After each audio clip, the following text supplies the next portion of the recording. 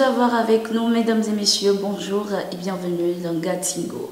La dernière vague du 9e bataillon des casques bleus togolais en mission de paix au Mali est de retour au pays, informe le ministère des Armées.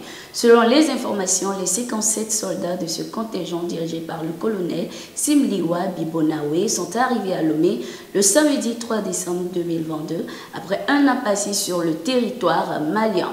Au Mali, le bataillon a effectué des missions d'escorte de convois militaires et logistiques, des patrouilles de présence et de dissuasion et porté une assistance médicale aux populations civiles maliennes, rapporte le ministère. Il faut rappeler que ce contingent est remplacé par le 10e bataillon déployé sur le territoire malien depuis le 20 novembre 2022.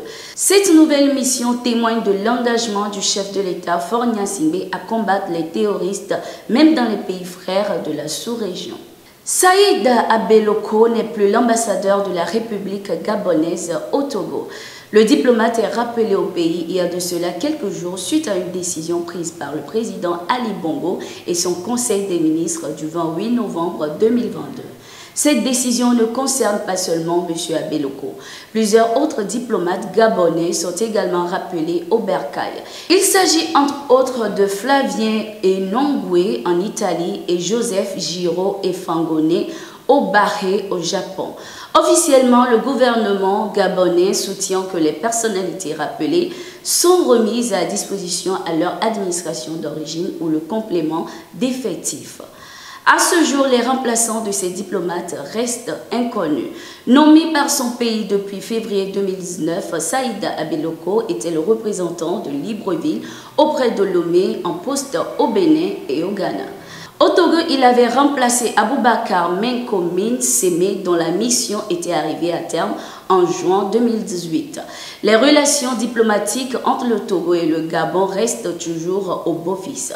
Même sans ambassadeur à Lomé, le président gabonais Ali Bongo a effectué une visite de travail et d'amitié à Lomé du 30 novembre au 1er décembre 2022. Le Fonds monétaire international au Togo, FMI, a rendu public hier, 6 décembre 2022 à Lomé, le rapport du FMI portant sur les perspectives économiques régionales de l'Afrique subsaharienne, édition 2022.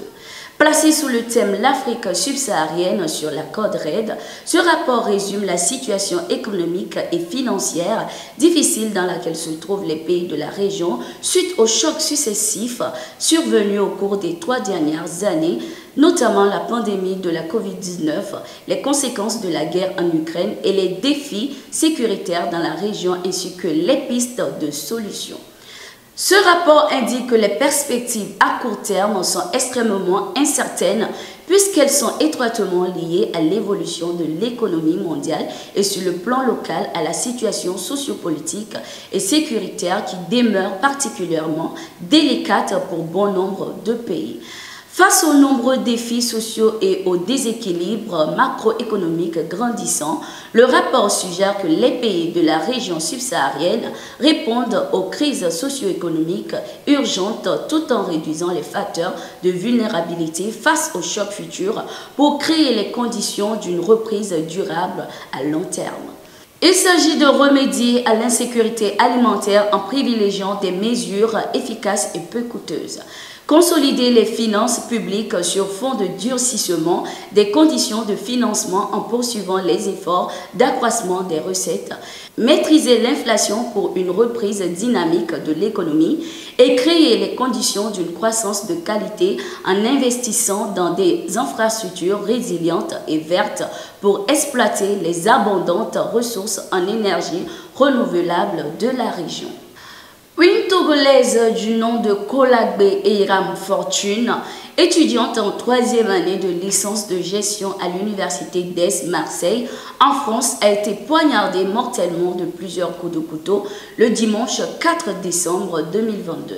Selon les informations, la victime de 22 ans, qui effectuait un travail dans la zone commerciale de plan de campagne à Marseille, venait de quitter son travail et s'apprêtait à prendre un bus pour rentrer chez elle lorsqu'elle a été agressée.